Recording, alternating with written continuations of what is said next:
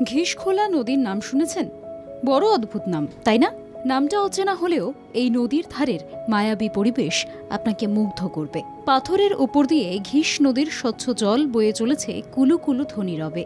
কালিম্পং জেলার ১ নম্বর ব্লকের নিমং গ্রাম পঞ্চায়েতের দলবচাঁদ গ্রামের শিকারটার এলাকায় দেখতে পাবেন এই ঘিশ নদী। এখানে পর্যটকদের থাকার জন্য রয়েছে ১০টি তাঁবু, রয়েছে ছোট ছোট হোমস্টে।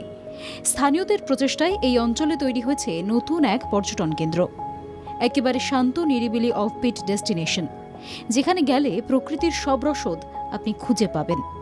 আপনি চাইলে ঘিশ নদীর ঠান্ডা জলে পা ডুবিয়ে নিজের সঙ্গীর সাথে চায়ে চুমুক দিয়ে গল্প করতে পারবেন।